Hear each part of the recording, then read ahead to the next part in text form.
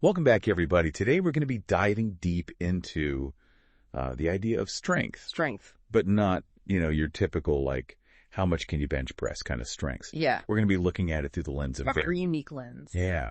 So we're talking cicadas. Oh, wow. Mantises. Okay. Birds. Interesting. And humans. Right. So the source material here is a personal reflection by a Christian author. Okay. And it's really interesting because... they use this nature analogy to kind of connect with, deeper questions about purpose and what it means to have value, especially within a Christian context. It's fascinating how these simple observations of nature can really lead to some pretty profound insights about ourselves and, our place in the world. Right. And, I'm always fascinated by how people find these connections between the natural world and their own spiritual journeys. Yeah. Absolutely. So let's jump right into it. Okay. We've got the cicada emerging after years underground. Oh, wow. Talk about patience. Right. Talk about perseverance. Then you've got the mantis, lying in wait, all about strategy, opportunism. Very cunning. And, of course, the birds swooping in The predator. to prey on the mantis. Yeah. So it begs the question, who's the strongest in this scenario? That's exactly the question the author poses right at the beginning. They want us to really think about it. Right. And is it as simple as just, who has the most physical strength? Right. Is it just brute force? Or is there something more to it? Or speed or any of that? Exactly. So how does the author define strength? So they talk about this idea of the cicada way. A cicada way. They call it the cicada way. Okay. And it's all about this slow, deliberate effort over time. Like that classic story of the tortoise and the hare. Oh, yeah. Slow and steady wins the race. I like that. And they even use this food analogy. Right. They compare a complex, slow-cooked dish. Okay. Like Buddha jumps over the wall. Have you ever heard of that? I have heard of that, but never had it. It's like this incredible Chinese dish with all these, exotic ingredients, and it takes days to prepare. Wow. Versus, just grabbing some fast food. Right. And they're saying that sometimes the most valuable things, the things that truly nourish us, take time and patience to create. Ooh, I like that. Just like the cicadas, long development underground. Yeah, and I think that's something that's kind of lost in our, fast-paced world today. Absolutely. We're so used to instant gratification. Right, we want everything right now. Yeah, we want the quickest solution, the fastest results. But maybe we're missing out on something. Exactly. Maybe that slower, more deliberate approach is actually where the real strength lies. Yeah, I'm starting to see where they're going with this. Uh-huh. It's not always the fastest or most obvious path that leads to true strength. That's a great way to put it. So then what about this mantis trap idea? Yes, the mantis trap. What's that all about? Well, it's this idea that we can get so caught up in that pursuit of speed and efficiency that we become prey to it. Oh, so we become the mantis. Exactly. We think we're being all strategic and cunning. Right, we're in control. But in reality, we're just reacting to the demands of the world around us. We're letting it control us. Exactly. Yeah. And that can be a dangerous place to be. I've definitely fallen into that trap before, trying to do everything quickly. I think we all have at some point. And efficiently, but maybe losing sight of what really matters along the way. It's so easy to get caught up in that whirlwind of busyness and productivity. It is. And then, you look back and you're like, wait, what was I even doing all that for? Exactly. And that's why the author is urging us to be mindful of that mantis trap. To be aware of it. Yeah, to step back and ask ourselves, are we really in control or are we just reacting?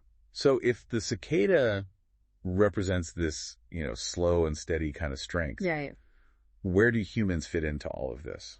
That's a great question. And that's where things get really interesting. Mm-hmm. Because the author argues that in this scenario, humans are actually the strongest. Really? Yeah, because of our ability to, control and manipulate the other creatures. Right, we build cities and we cultivate land. Exactly. We've even altered the course of nature. So we're at the top of the food chain.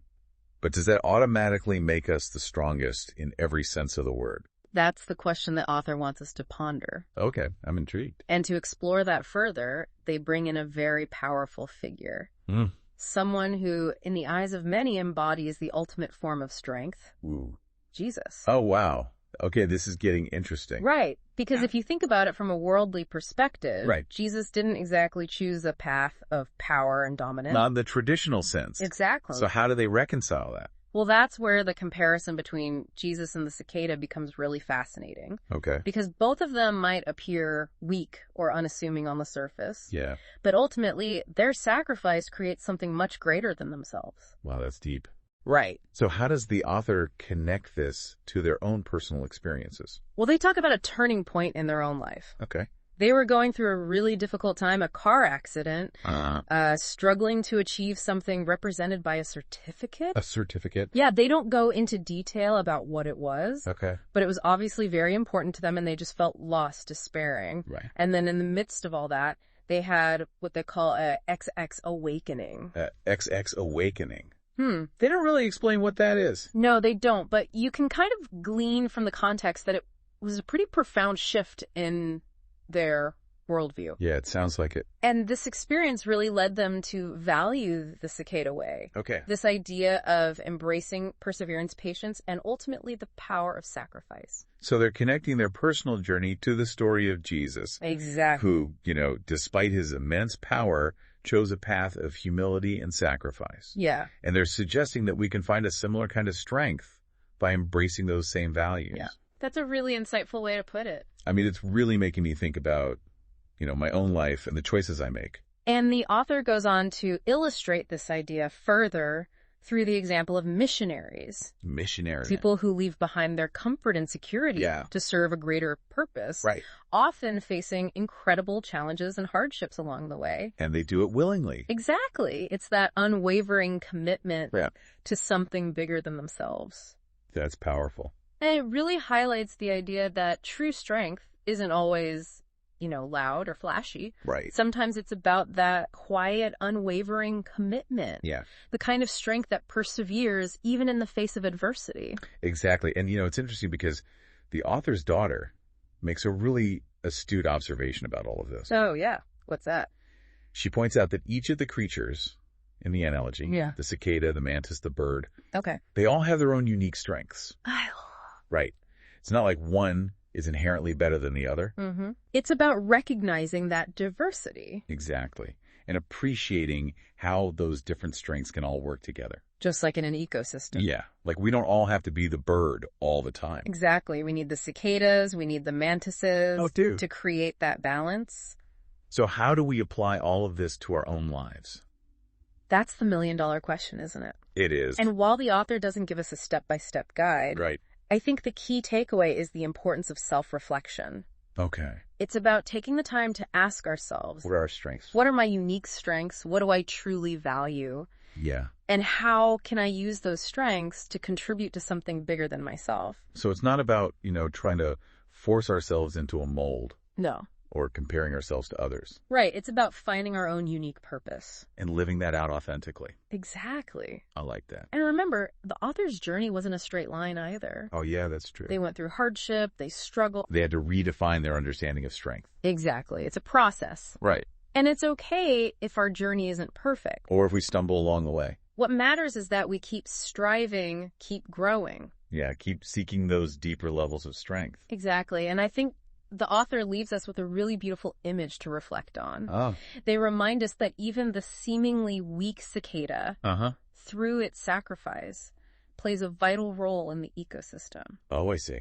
It emerges after years, underground, provides nourishment for other creatures, contributes to the balance of nature. So maybe our cicada strength? Yes. Lies in our willingness to serve. To contribute. To make a difference, even in small, quiet ways. Without seeking recognition or reward. But simply because it's the right thing to do. Exactly. Really makes you think, doesn't it? Yeah. Like, what kind of strength are we actually pursuing in our own lives? Yeah, are we chasing after that, bird strength? Always striving for dominance and recognition. Yeah, always trying to be at the top. But maybe there's a different way. Maybe there's that cicada strength. The quiet strength. Yeah, finding fulfillment and service and contribution. It's a powerful question to consider, It is, and I love how the author's daughter brought that perspective in. Me too. It's not about, one being better than the other. Right. It's about recognizing the value of each. And seeing how they all fit together. Like a puzzle. Exactly, just like in nature. It's not about rejecting one form of strength. Right. It's about recognizing them all and how they work together. To create something beautiful. Exactly. Yeah. And I think that's what makes this whole reflection so compelling. It really is. It's not just some abstract philosophical discussion. No, it's very practical. It's an invitation to look inward. Yeah. To really examine our lives and the choices we make. And to ask ourselves, what kind of strength do I want to embody in the world? Yeah. What kind of impact do we want to have? Yeah. So as we wrap up this deep dive, I want to leave our listeners with that question. That's a good one. What resonated with you most? What kind of strength do you value? And how can you use your own unique abilities, your own cicada strength, to make a positive impact on the world around you? You know, sometimes we get so caught up in thinking that strength has to be this big, grand thing. Right. But sometimes it's the small, quiet acts of service. The everyday things. Exactly. It's about being unwavering in your commitment to your values. And persevering, even when things get tough. Yes. Embrace your individuality. Use your unique gifts to contribute to something larger than yourself. Beautifully said. Thank you. Thanks for joining us for this deep dive, everyone. It's been a pleasure. We hope this conversation has given you some new insights. And inspired you. To think about strength in a whole new light. Absolutely. Until next time, keep exploring. Keep growing. And keep seeking those hidden depths of strength within yourselves. And remember, true strength isn't always about being the loudest or the most powerful. Sometimes it's about those quiet acts of service that really make a difference. Well said. Thanks again, everybody. We'll see you next time.